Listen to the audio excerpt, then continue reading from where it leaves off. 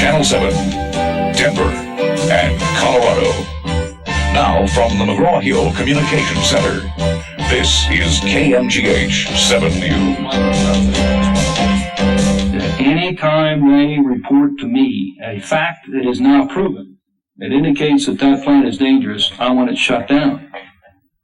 That is an angry Governor Romer responding today to government allegations that the Rocky Flats plant has been concealing illegal dumping and contamination. Those allegations were contained in an affidavit that the FBI made public today.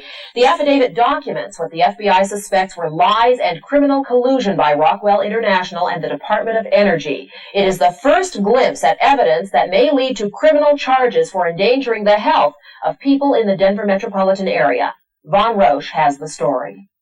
To date, the investigation shows that Building 771, an outdated waste incinerator, was used without a proper government permit to dispose of radioactive and other hazardous waste, a criminal act if proven in court, one that may have spewed cancer-causing toxins into the air. Planes with infrared sensors overflew the building in December, finding it in operation, even though Rockwell said it was closed down for safety reasons. Such false statements are also possible criminal violations. A new incinerator, Building 776, was to dispose of the waste, but has never been operational. Investigation also shows that hazardous waste was regularly dumped into both Walnut and Woman Creeks, streams that feed into Great Western Reservoir and Stanley Lake, drinking water supplies for Broomfield, Westminster, Northland, and Thornton. The affidavit does not specify which chemicals were dumped into the streams, but all Rocky Flats chemicals subject to regulation, radioactive or otherwise, are potentially cancer-causing, a danger to public health. The FBI is also investigating how it is that the Department of Energy could award Rockwell an $8.6 million bonus for, quote, excellent management of Rocky Flats, when at least 3 of its own previous reports said some of the waste facilities were patently illegal and leading to radioactive contamination of air and water. The affidavit also presents evidence that Rockwell lied about the actual amount of non-radioactive waste generated at the site. One application for an operating permit said it generated 13,000 tons. The Environmental Protection Agency verified that the plant generated twice that amount. In fact, Rockwell could not say where or how more than 7,000 tons of the toxic waste was disposed. Without proper permits and by all the alleged violations, the FBI affidavit concludes that Rockwell and the DOE, in essence, operated an illegal waste treatment, storage, and disposal facility since 1981. Von Rush, KMGH 7 News.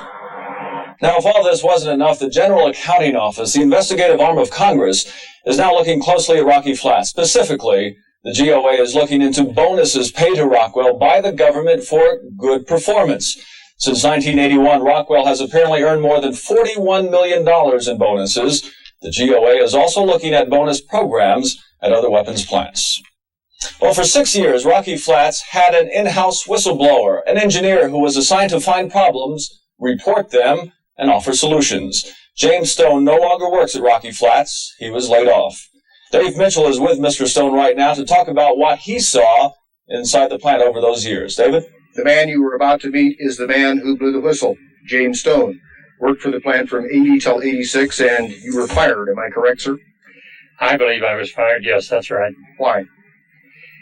I think they got tired of hearing my reports of their incompetence and waste and safety hazards and whatnot that they chose to cover up. In the report earlier, you heard Governor Romer say, if this place is dangerous, it should be shut down. Let me ask you, in the 6 years that you were here, did you see things that were dangerous to the workers and the people who live around Rocky Flats? Rocky Flats in its present condition and over the last decade has been extremely dangerous, not only to the workers of the plant, but to the whole metropolitan area. And I'm delighted that the FBI and the EPA and Enbro Watkins have decided to do something about it. It's long overdue. Why did you go to the FBI, sir? Well, I'm an engineer. I've wanted to be an engineer since I was 15 years old when I first entered high school. I'm proud of my work, as most people are in whatever they do. I saw no reason for the incompetence and safety hazards to exist. It just didn't make any sense. And the only thing that made any sense at all is the people here were afraid to lose face, for fear they would lose a little bit of those bonuses that they got due to that nutty contract that the DOE has with their contractors. And I can only say that I hope Admiral Watkins investigates this deal through the FBI and EPA investigations and takes these lying, thieving bastards and throws them in jail and gets on with the job of national defense and developing an industry for the nuclear industry. Let me ask you a question. When you were here as a quality assurance engineer, a troubleshooter, a safety engineer, did conditions exist that could lead to an accidental nuclear explosion, a chain reaction? Yes, and those conditions still exist here. There's material stored here. In fact, we advertise that we have boxcars full of material stored here. And the 900 complex is full of the material that's stored here. And with the terrorist movement, and maybe the Russian threat is abating to where we'll be closer allies. But if a terrorist, some kook got on one of those foothills and lobbed a shell into one of those boxcars or into one of these storage warehouses at a time of high wind, we would have such a panic out of Denver that it'd leave it a ghost town. One quick question here. Do the conditions exist for an explosion just out of carelessness, that's just out of a lack of knowledge, terrorists aside? Did the conditions exist here that it could just be an accident? We have seen examples of the incompetence of the existing operator. It boggles the mind to hear the testimony that they gave to the various commissions that would listen to them once a month in Arvada and Westminster and so on, the monitoring committees. The stupidity, it just caused everybody to make a mockery of this institution. Mr. Stone, I have a question. Yes, please. Mr. Stone, thank you for joining us. Because of your whistleblowing, you're being an engineer and a watchdog there and knowing what's going on, have you ever felt in any danger? Has anyone ever threatened you because of the things that you've come forward and said? I don't worry about myself too much, but I do have concern for the family. And I think it's unfortunate, but I think they realized long ago they're stuck with me, and God's not going to let them do anything. How would you answer the critics who say you were laid off? This is all just sour grapes. Well, I think the circumstances were that when I was given my 1 hour's notice, I was signing the last drawing. Now, 80% of the crew was working directly under me as the lead principal engineer.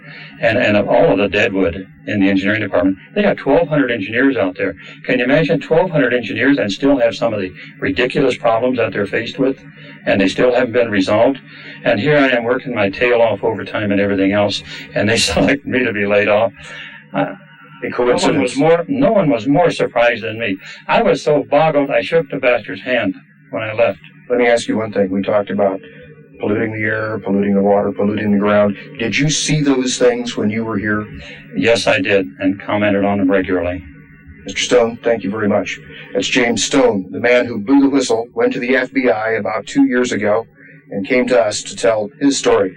We want to point out in fairness, he has an active lawsuit going against Rockwell.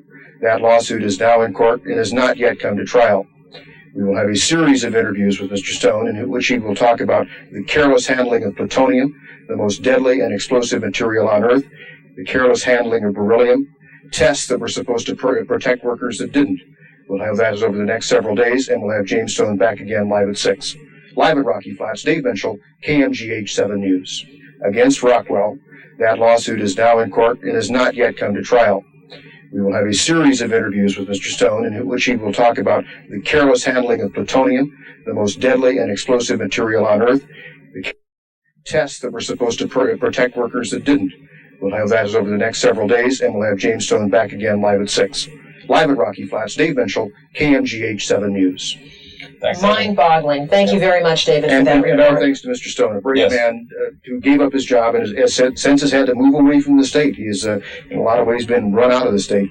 And he and one attorney have battled the huge military-industrial complex, the weapons complex, and Rockwell in court. And because no one would listen to him, and he got fired for warning the people inside that there was trouble. Now he's gone public, and it is he who went to the FBI. Well, we have someone standing by, I'm sure, who is interested in the comments Mr. Stone was making with us. The allegations of safety violations have... Let's go back now to David Minshall, who's standing by out at Rocky Flats. David? Whistleblower, you heard David Skaggs say that there is nothing here that he has seen that endangers the public health. Are there things here that right now endanger the public health? There damn sure are. And I'd like to conduct a tour of Mr. Skaggs and Roy Romer and the FBI and EPA people and take them to specific sites that will curl their hair. We'll consider that a challenge and hope they'll take us up on it. Let me ask, do you think that people inside the plant, is it possible to hide things from the FBI agents and the EPA agents that are in there now? I don't know how much advance notice you gave them, but I don't think they can hide the records. They process so much material, and they've got to account for it. Like an accountant told me one time, if you enter everything in the books, I can find out where you stole. And I hope that they look at Rockwell's accounting of material. If you make a material and energy balance, you can't hide anything. But don't be kidded that can't be made. That has to be made. That's the foundation of your investigation. Thanks, Mr. Stone, part of the allegations that we've heard is that there have been gaps in the paperwork, that things perhaps have been lost from one document to the other. Do you think that's a possibility? Oh, absolutely. As old Ollie said, I'm sitting there shredding papers while the dinghies are walking through the office. Sure, that can happen. But I would say you're not going to fool the FBI that way. Okay. And this is the man who tipped the FBI off. More with Jim Stone live at 6. Again, live at Rocky Flats. Dave Minshall, KMGH 7 News. Thanks, David. And we'll be right back. We heard from James Stone at the top of our newscast, the man who blew the whistle on problems at Rocky Flats. He was an engineer at the plant for 6 years. His job was to find problems, report them, and then offer some solutions. He's at Rocky Flats right now, live with Dave Minshall. Dave? Mr. Stone, let me ask you, what happened to you when you reported these problems to Rockwell and the Department of Energy? Problems such as contamination, plutonium, groundwater contamination, water contamination. What happened to you? Well, usually my suggestions and reports were ignored, and I'd usually be taken off the project, and the project would be assigned to another engineer. Were you eventually fired? Yes. Were you fired for bringing up these things they didn't want to hear about? Well, I'm sure it didn't delight them to know that they had problems of this extent, but it was mind-boggling to me that they weren't interested in them as just ordinary citizens in wanting to solve them, because they had the wherewithal to solve them if they weren't so afraid of losing face with DOE and DOE with Congress. What do you mean losing face? What are you saying here? A lot of people, including Rockwell and possibly government agencies, get their awards by the impressions they leave rather than the tangible evidence of their good work. And so they hide their errors. I was told by my supervisor one time, we never allow the Department of Energy to know that we're anything other than absolutely perfect. Then I said, why the hell don't we go to them quarterly and tell them how great we are? I knew damn well it would be hard for us to show that tangibly, but I thought it caused them to start thinking about presenting a positive picture to the Department of Energy so that they in turn could present a positive picture to Congress, and we'd start to correct these problems instead of hiding them so much. Let me ask you this. Did the Department of Energy know that there was plutonium going into the air, that there were pollutants going into the groundwater, the water that people wind up drinking, that there was contamination going into the ground? Did the people who run this place know that? Absolutely. They absolutely knew it. And did they lie about it? Did they cover it up? They absolutely lied about it, and the bastard should be sent to jail. Why did you go to the FBI 2 years ago? I wasn't getting much satisfaction from the DOE at Albuquerque, who manages this DOE office, and I was hoping that they would do it under an energy efficiency program, which they're always touting. And when that didn't materialize, I had an opportunity to meet a very fine FBI agent and an agent with the EPA investigation, and I placed my confidence in them that they would do something about it. One very quick question. We ask you this at 5 o'clock. Did there exist, during your tenure here, 1980 to 1986, and to this day, the possibility of a nuclear explosion? Yes, there's a lot of possibility here of very serious nuclear explosions here. Mr. Stone, thank you. James Stone, the man who blew the whistle on Rocky Flats. More from him at 10, and we'll have more on specific technical items, things that we need to worry about, things like how the flats manage plutonium, things like how the workers may have been exposed to beryllium, something that can kill that lodges in the lungs. We'll have more at 10, and more throughout the weekend and next week on 7 News. Live at Rocky Flats, Dave Minshall, KMGH 7 News. Thank you, David. Very frightening revelations. You know, I can't help thinking about the hundreds, perhaps thousands of protesters who camped out at Rocky Flats and sat on the tracks to try to prevent cancer-causing radioactive elements from going in and out of that facility so many years ago. And I can't help but think that Rocky Flats has said for years, it's okay, trust us. And now, through people like Mr. Stone, we are finding that trust apparently was misplaced. Yesterday, a spokesman for the company said Rockwell would have nothing further to say about the investigation. And joining us now live is Congresswoman Pat Schroeder from Denver. And Ms. Schroeder, thanks for joining us. It seems like a snowball going downhill right now. We've had a lot of people call our switchboards after hearing Mr. Stone. We ought to close this place down, they say. Do you think that's too harsh right now? Let me tell you, as one who's worked very hard on whistleblower protections, Mr. Stone is a hero. I mean, he's risked his career and everything to tell the truth. And I think we've got to really, really salute him. And I think people are realizing how terrific he has been and how brave he's been. Let me also congratulate you for summarizing this incredible document very, very well. Channel 7's done a terrific job. But let me say what troubles me the most about this document that really underlines what Mr. Stone was saying. In 1987, as they were awarding the bonuses to Rockwell, this is in this affidavit on page 57, and it comes right out of government files. So there's no question about this. What does this say? It's a memorandum written by the overseers in Albuquerque from the Department of Energy to the Department of Energy in Washington. This is what it says. It says the Department of Energy should resist the efforts of environmental and public health authorities trying to clean up Rocky Flats and other DOE facilities, and said that DOE is going to send a message to the Environmental Protection Agency that DOE and its contractors are going to go to the mat in opposing enforcement actions at DOE facilities. I've never heard such arrogance. When the government when people can't rely on the government's word, when they lose that trust, this is an absolute outrage. And this is it. From a memo, no question about it. Well, Ms. Schroeder, you're part of the government. Do you want to close down Rocky Flats right now? If there is any danger at all, yes, I do. And I think it's outrageous how when they told us certain things have been closed down last year, DOE flying over it found out indeed it wasn't, or FBI. They are playing with everybody, and I must say, I think it's scandalous. Those of us who used to question and have questioned, I've been questioning for 15 years.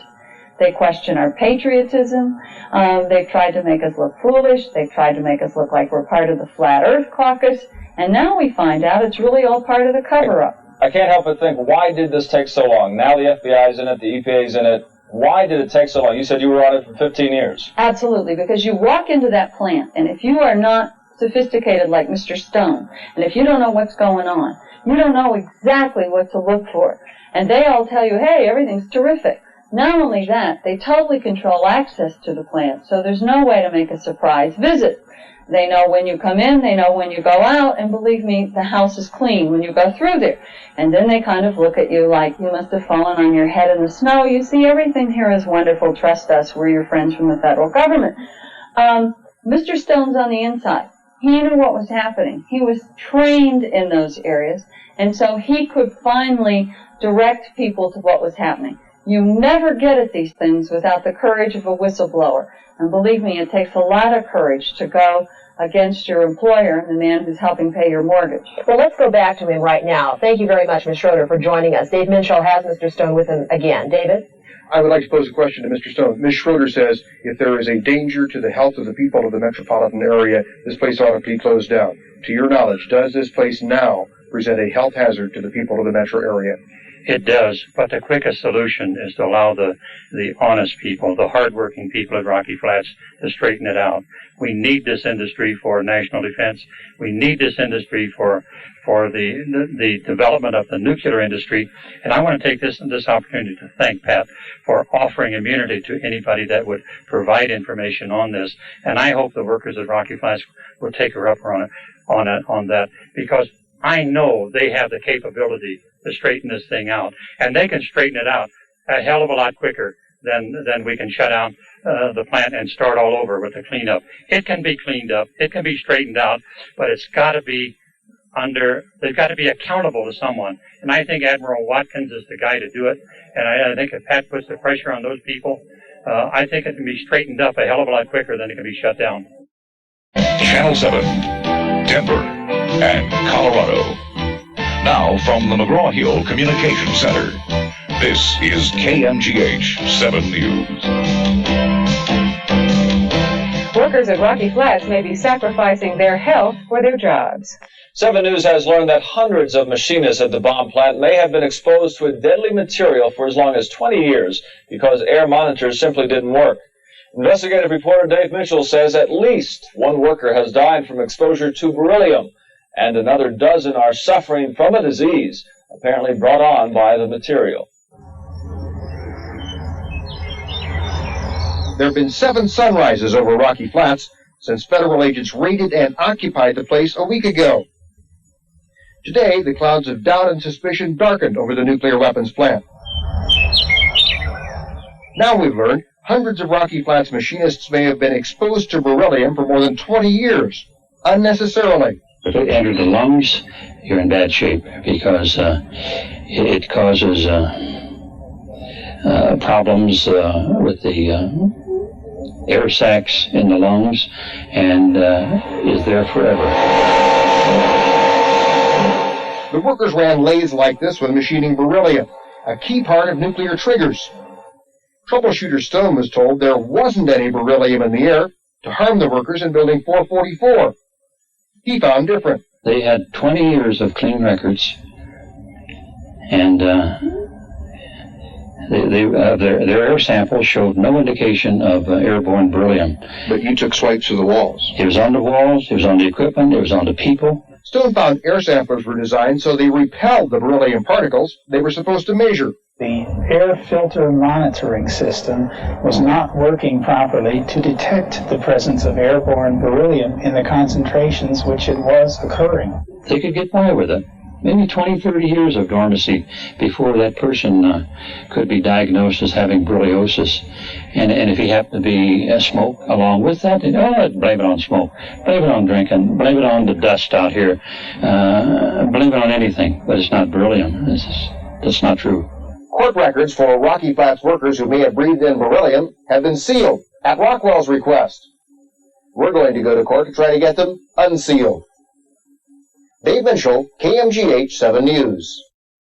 Rockwell International, the corporation which manages Rocky Flats under a contract with the government, made its first public statement today in the federal investigation. Donald Beal, Rockwell International Chairman and Chief Executive Officer, sent a letter to Governor Romer and several federal officials, as well as Colorado's congressional delegation. Beal says Rockwell is cooperating with the investigation, and he goes on to say, "We believe we have managed the Rocky Flats plant responsibly and effectively in the past and continue to do so today."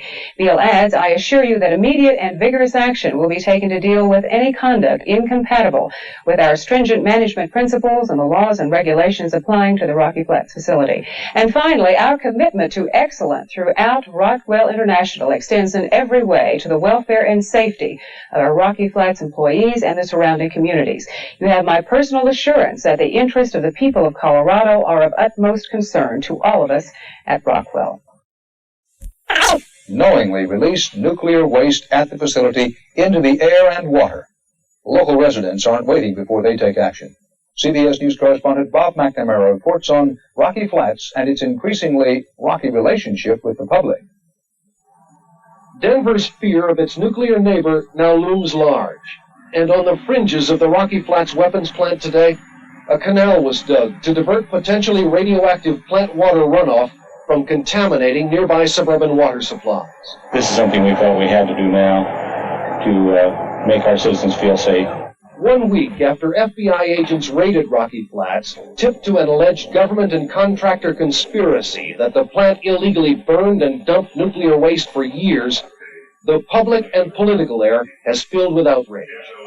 We are tired of being nuclear guinea pigs, living in a radioactive fallout zone, forced by bureaucrats to drink and breathe nuclear waste.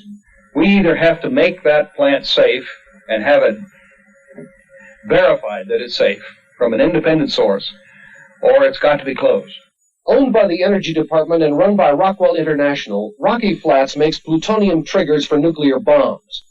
But despite a reputation as a safe facility that earned Rockwell millions in bonuses, the plant has been dogged by accidents and lawsuits, by reports of possibly deadly worker contamination and slipshod management. The Russians couldn't do worse than these people are doing to this country, as far as harming this country. And I say, throw them bastards in jail, get on with the job of defending the country, and make us a viable industry. It was former plant engineer Stone who blew the whistle on Rocky Flats, charges that brought nighttime FBI spy flights over the plant last winter to check for illegal burning. Today, Rockwell's only reply to the FBI probe has been terse. We have been complying with all applicable state and federal laws, and will continue to do so. Though the FBI investigation could take a year, and officials say there is no cause for alarm, the fact that one government agency is investigating another gives a city little reason to rest assured. Bob McNamara. Channels.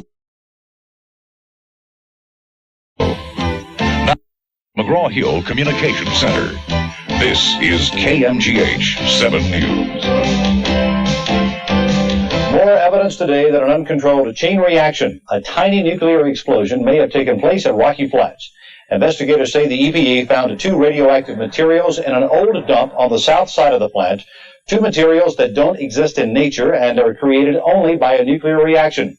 Federal sources say the possibility of criticality, an accidental chain reaction, played a key role in the FBI raid on the plant. Did conditions exist that could lead to an accidental nuclear explosion, a chain reaction? Yes, and those conditions still exist here. Are you investigating the possibility that there ever could have been conditions for a nuclear explosion out there? Well, I can't get into any of the details or comments about the investigation or the genesis of it or the conduct of it at all at this time. And joining us now from Rocky Flats right now is Dave Minshall. Dave, tell us, when we talk about criticality, what are we talking about? Criticality is not a mushroom cloud. Criticality, in the sense we're talking about it here, would be a flash, a small explosion. It is very hard to make a nuclear bomb go off. It's a highly technical process. That's why this huge factory is behind me here. Criticality, in the sense we're talking about, would be a small explosion, perhaps a fire, perhaps a spark. Now, the Department of Energy has just come out here and given us a statement, and what they have said is there has never been an incident of criticality here. There has never been an uncontrolled chain reaction here. There has never been a small nuclear reaction here. There has never been a small explosion here. They say that they are not sure that there are elevated materials of the cesium and strontium, the materials that were found over there in that 881 hillside dump that we talked about. They say, as far as they are concerned, there is no evidence at all that there was ever any kind of criticality, any kind of nuclear explosion here. That came from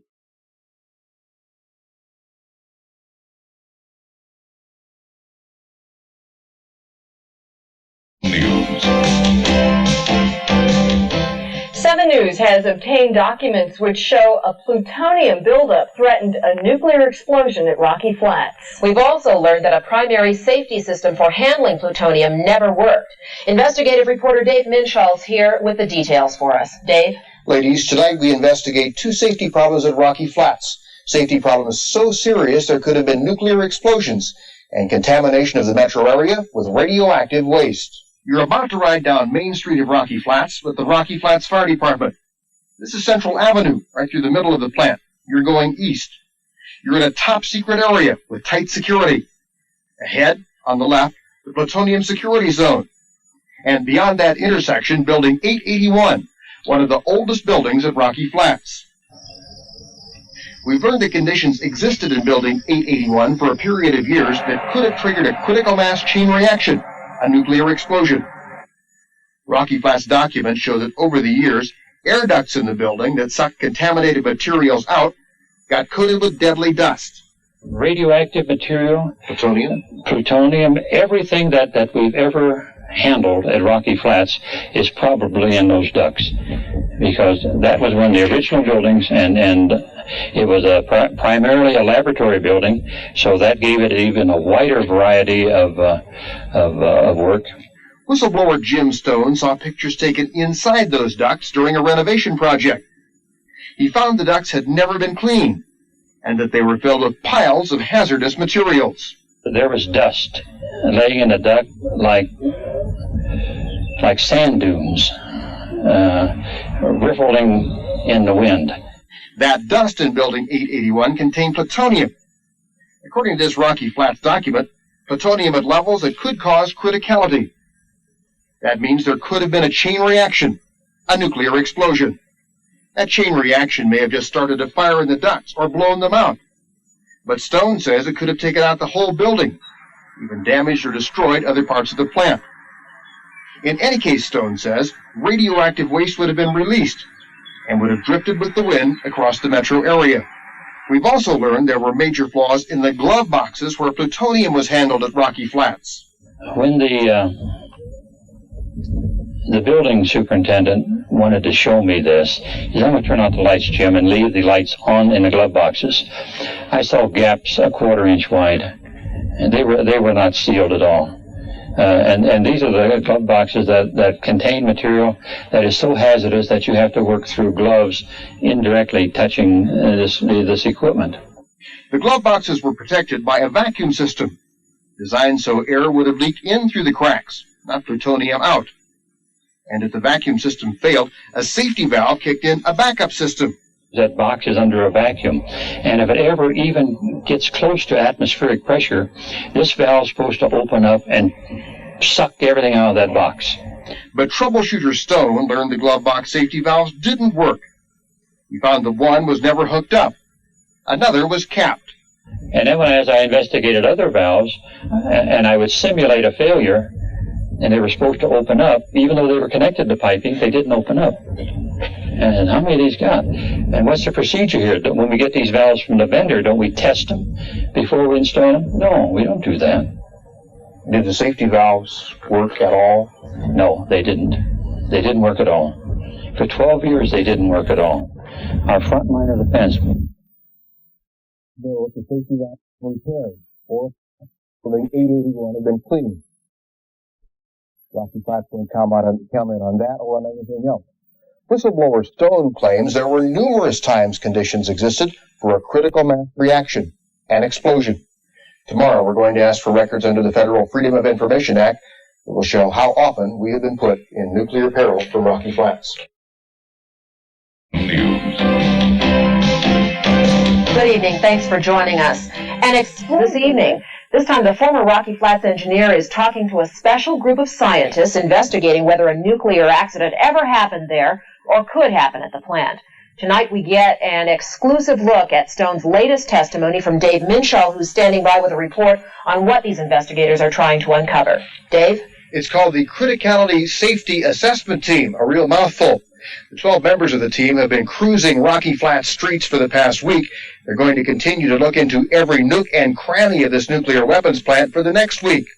Yesterday, we've learned, they heard from the man who claimed there have been nuclear accidents here before, and that nuclear accidents could happen in the future. Stone says he gave investigators a blueprint of where to look for criticality problems at Rocky Flats. About 10 buildings, which are the 10 buildings that already have criticality systems, criticality alarm systems in place. And those are the likely candidates. The criticality team is searching for evidence that an accidental chain reaction, a small explosion called a blue flash, might have occurred. Stone says it has. Absolutely. And do you believe that that potential still exists? Yes. It's just part of the business. Stone told the committee to be suspicious of what the plant told them. Not telling the truth, telling half-truths, leading them astray. The dog and pony shows that all the previous committees have gone through. Although they did not put it in so many words, they need help from people with personal experience regarding criticality. That I can tell they're leaning towards. Need to point out two things. One is that Stone is involved in a lawsuit against Rockwell, the contractor here at Rocky Flats. Also need to emphasize that when we talk about criticality and uncontrolled chain reaction, we are not talking about a mushroom cloud. We are talking about a laboratory accident, a flash. It would release lots of radioactivity, but it wouldn't blow up a building or anything like that. Dave, who are the people doing the investigating? Scientists, a dozen of them, one of them from Colorado. They seem to be very independent. Stone and his lawyers seem to think they are bright and have the capability of making the decisions. Stone emphasizes, however, that it's important that Rocky Flats employees with information come forward and talk to these people. Stone says the committee shouldn't trust DOE or Rockwell to come forward and say, here are some problems. Only employees can do that. They say they ought to open a hotline here. Dave Minshall at Rocky Flats. Thanks, Dave. Investigative reporter Dave Minshall talked to whistleblower Jim Stone in an exclusive interview today. Dave? When we first raised the possibility of an accidental nuclear chain reaction here, it was right after the FBI raided this place earlier in the summer. Everybody from the Department of Energy to Rockwell to Governor Romer said it just wasn't a possibility. Well, we've learned that a special team has been quietly investigating that danger out here, and they're taking the possibility very seriously. People should come forward and... Whistleblower Jim Stone's making life difficult for Rocky Flats again. We're tired of the damn greedy defense contractors and the crooked politicians bleeding the Treasury and jeopardizing us to boot. The Criticality Assessment Team has been prowling the streets and buildings of Rocky Flats for the past week and will continue its on-site investigation for another week. The team is looking for the possibility that an accidental nuclear chain reaction could occur, or has occurred at the Flats plutonium processing facilities. Stone claims it has. Absolutely. And do you believe that that potential still exists? Yes. It's just part of the business. A criticality in the plutonium production area wouldn't be an atomic explosion. It'd be more like a blue flash. Head of the company that runs Rocky Flats for the government says Rockwell International categorically denies allegations of intentional dumping and cover-up at the weapons plant. This afternoon at Rocky Flats, Rockwell chairman Don Beal blasted the campaign against his company and Rocky Flats. In fact, much of what has been reported in the media has been just plain unfair, inaccurate, or incomplete. Let me repeat emphatically, we are not aware of any evidence that any Rockwell employee has intentionally violated the law at Rocky Flats.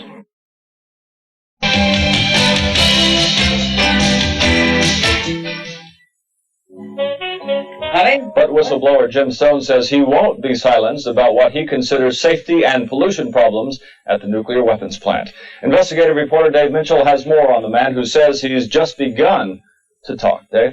Former Rocky Flats engineer Jim Stone went to the EPA and the FBI with complaints about Rocky Flats, complaints which contributed to the massive federal raid on the plant. It wasn't the first time he'd griped.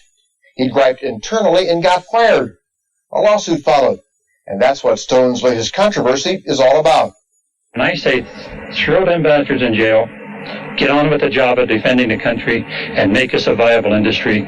And those Vintage Jim Stone, blasting Rocky Flats, and his former employer, plant contractor Rockwell. Rockwell fired him 3 years ago.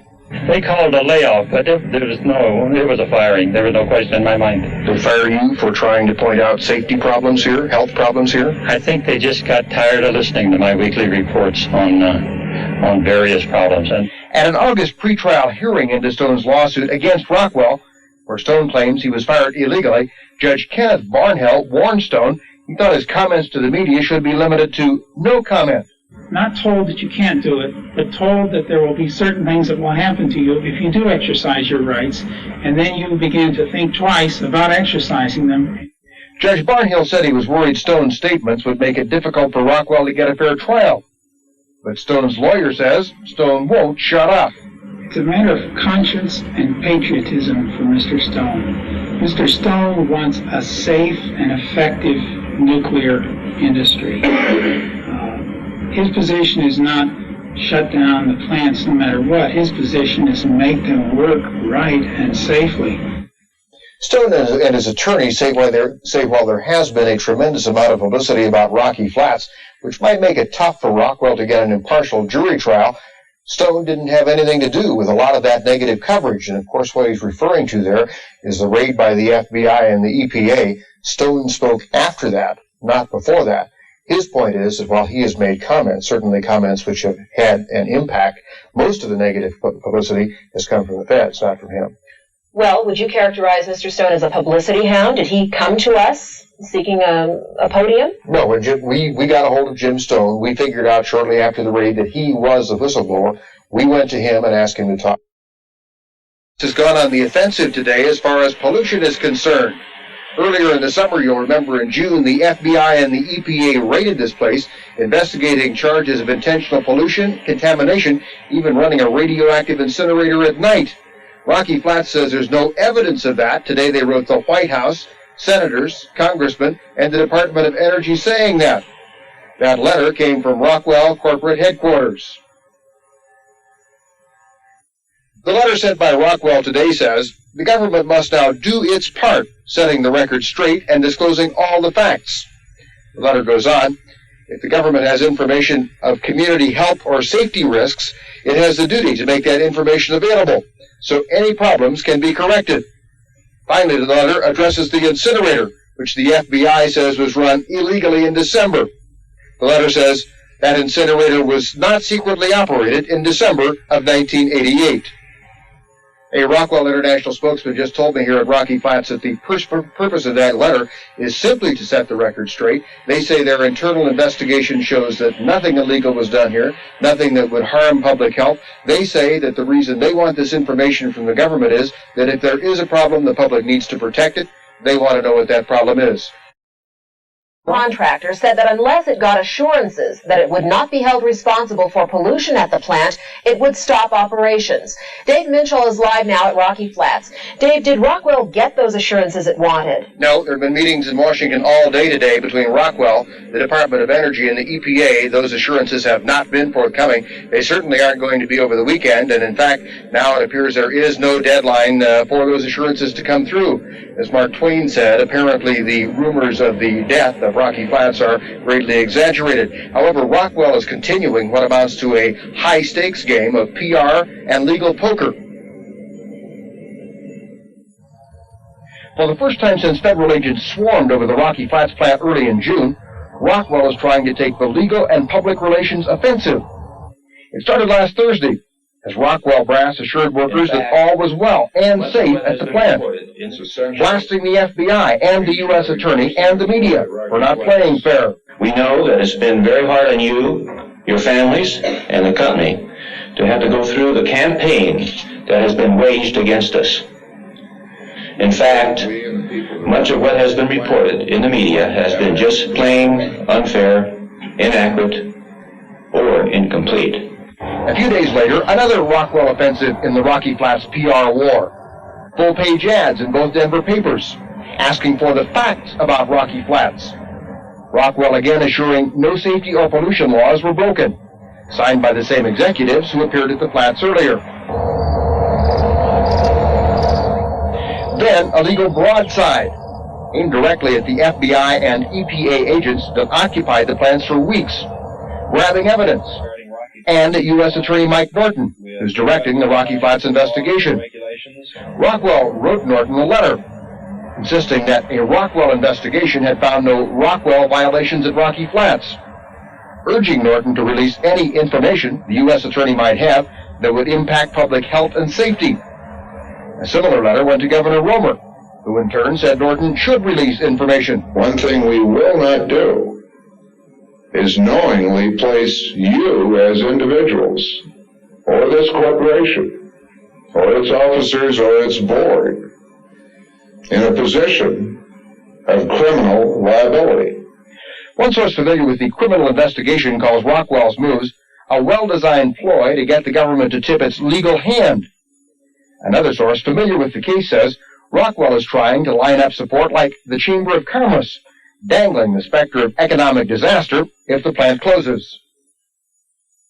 Mike Norton, the U.S. Attorney, told me by phone this afternoon there's a law against him releasing evidence in an ongoing criminal investigation, which the investigation into Rocky Flats is. He said that he is keeping his word that if there is any evidence of new hazards to public health or safety, he will release that. He says that he has found no evidence of that. So he says he's keeping his mouth shut as the law allows. Governor Romer just held a news conference, by the way, confirms what we just told you. This place is not going to close down in the foreseeable future. He says this is a war between federal agencies. They ought to make up their minds. One question that seems to be raised out here is who's in charge? Is it Rockwell or the Department of Energy?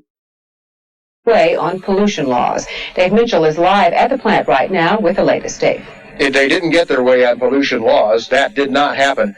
Telephone calls have been flying across the country all day to corporate headquarters of Rockwell in California, to the DOE in Washington. The question, will they close or won't they close? They won't close, at least now. No decision will be made until at least Monday.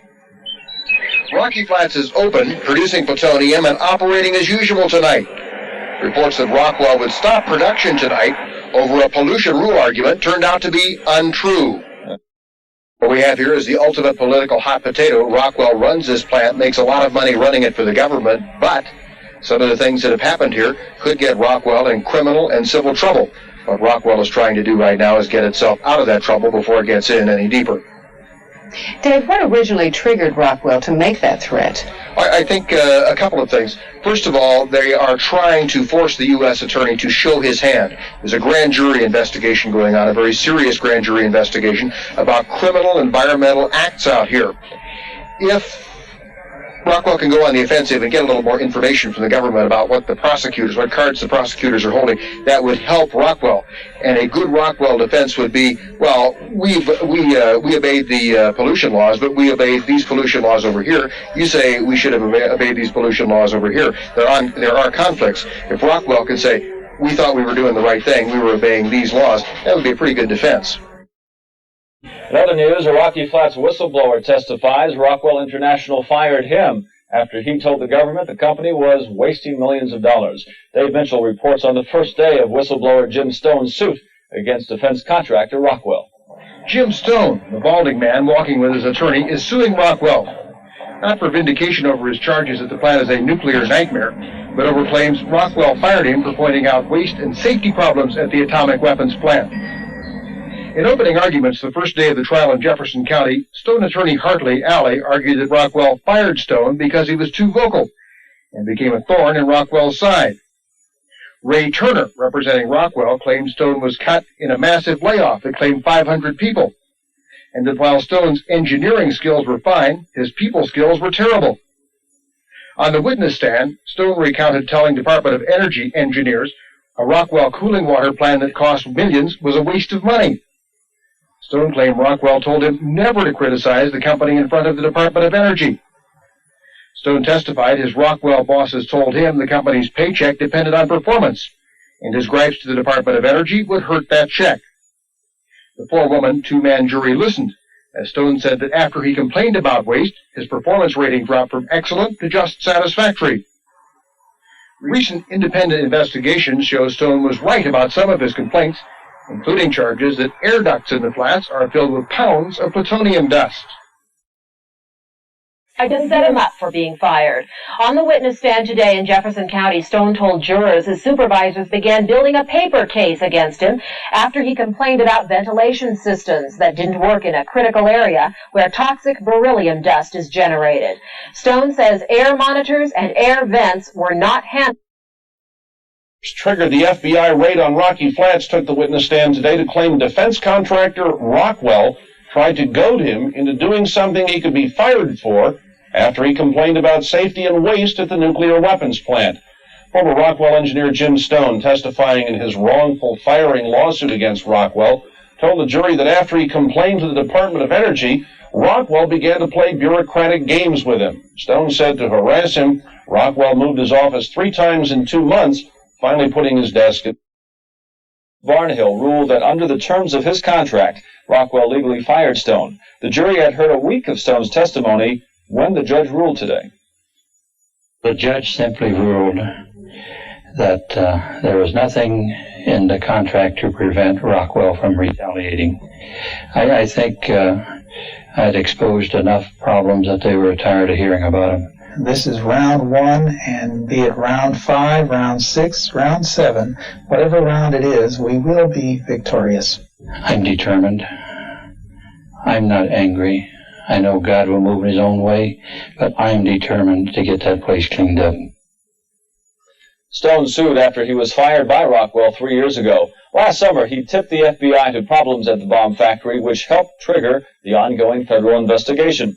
Now, the judge's ruling today was on a contract issue. It was a major safety hazard. But 7 News has learned that not one speck of the highly radioactive element has been cleaned out by either the DOE or by Rockwell. Investigative reporter Dave Minshall is just back from a confrontation between the top brass at Rocky Flats and angry citizens who want to know why the dangerous dust is still in that ductwork. A couple of extraordinary developments just in the last hour or so. First, although contractor Rockwell says no plutonium has been removed from the contaminated ducts, the Department of Energy now insists the process has already started, although to a small degree. Second, the government now says the criticality report was wrong, and there never was a dangerous plutonium buildup to start with. The team of independent scientists had inspected Rocky Flats for the potential of accidental nuclear reaction, pinpointed plutonium buildup and production building air ducts as a dangerous hotspot. According to the criticality assessment team, uncontrolled and undetected accumulation in ducts has the potential to lead to a criticality accident. In other words, an accidental chain reaction. Public hearing, and they are... The official citizen Rocky Flats Monitoring Agency demanded to know why more plutonium hasn't been removed. It's been 2 months since the criticality report came out. They've removed 1 piece of ductwork. The analysis says there is not a danger of the quantity of plutonium. The criticality team found plutonium in ducts and pipes all over the flats.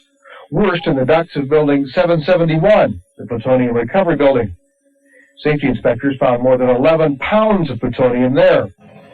But the government now says there never was a problem, because contractor Rockwell rechecked the ducts and found much less plutonium than the criticality team. With more accurate analysis, that there cannot be a criticality occurring with that quantity of plutonium in the duct. Why are you taking Rockwell's word over the criticality teams? Well, the criticality team again did a very quick analysis. To leave that much plutonium in the ductwork and not take it out sounds like there's a lot of plutonium that's left. So the biggest change tonight, the government said they'd go along with the criticality report, which said there was a problem, 11 pounds of plutonium in that duct.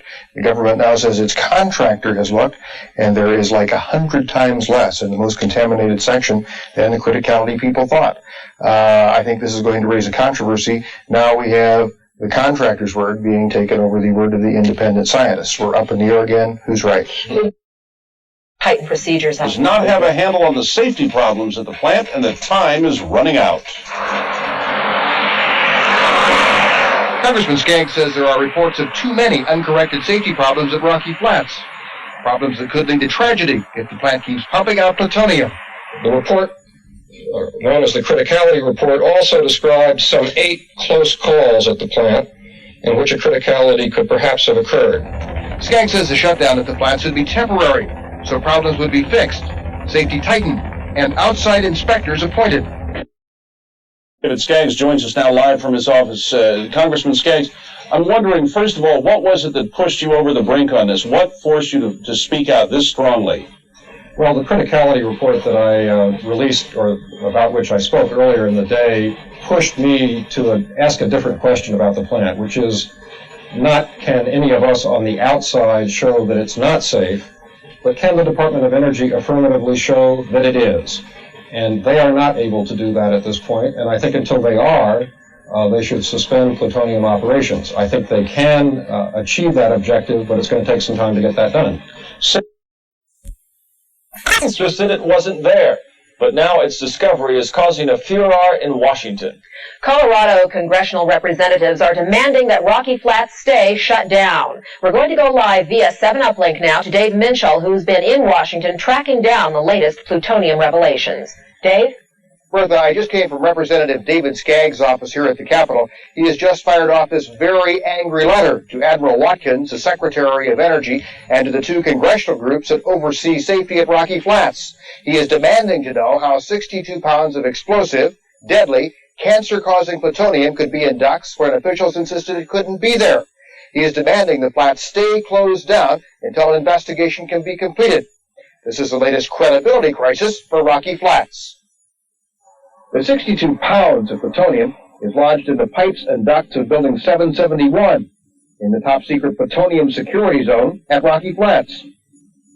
The plutonium dust has apparently been sucked into the ducts above glove boxes over the years, settling out in dips and curves of the pipes. Whistleblower Jim Stone first predicted plutonium in the ducts last summer. Investigations triggered by Stone's allegations found plutonium, but the Flats has been downplaying the amount ever since. I'm going to tell the Admiral that this whole question of plutonium in the ducts has got to be resolved before activity can be resumed, plutonium processing activity can be resumed in any of the buildings at Rocky Flats. Bottom line is there shouldn't be a green light for the go-ahead. There should be a big yellow light for caution or a red light for stop until we get more answers. Here in Washington, the Department of Energy isn't saying a whole lot about the new Rocky Flats plutonium find. DOE officials claim it isn't dangerous. They also claim this isn't a case of bad plutonium accounting. These poor accounting procedures means that plutonium could be taken secretly from the plant and used for explosive purposes. And that's a troubling fact. And, if a bank ran its operations in this way, if it had this kind of poor accounting, it would either be shut down or go out of business. But the Energy Department seems to be running Rocky Flats in such a way that this sort of thing can happen. Question is it dangerous? Could this plutonium be in such concentrations it could cause a criticality accident? The answer is maybe, but a criticality accident would be, in effect, a blue flash that would be contained within a piece of ductwork or within a pipe. People nearby could be hit with deadly radioactive rays. But at worst, there would not be a nuclear-type explosion. There would not be a hydrogen bomb-type explosion. However, this is dangerous, and what they're saying here is we've got to put the brakes on Rocky Flats. We can't open it now, as the Admiral had wanted to in a couple of months. There have to be more investigations, and the question now is, if they found 65 pounds, how much more is there? Well, you've reported on this for months and months, David, and now we have the acknowledgement from the government. Thanks so much. That's Dave Minshall reporting live for us from Washington, D.C. Ernie? Well, Governor Roy Romer met with DOE officials and representatives of EG&G earlier today. He says he's surprised by these new developments at Rocky Flats, but he believes the problems will be corrected. I have some comfort that they're shut down. They need now not to start up until they cure it. So there is that margin of comfort or safety. Now, in terms of these new disclosures, you bet. I'm concerned like anybody else would be concerned. We need to know the hard facts. We don't need to have it dribbled out a piece at a time. But most of all, we need to know what is the consequence of that, and how do you cure it, and how do you not have it happen again, and be sure that you don't start that until you got it solved. The governor wants the plant phased out as soon as possible, but as we reported yesterday, the Department of Energy announced that it intends to keep the plant open for the next 20 years. And we've learned that a group of scientists studying Rocky Flats is now very concerned about plutonium detection devices that ring that facility. In a report to Governor Romer next month, the group will say the devices that are supposed to detect dangerous plutonium releases within the plant and also outside into the environment don't work the way they should.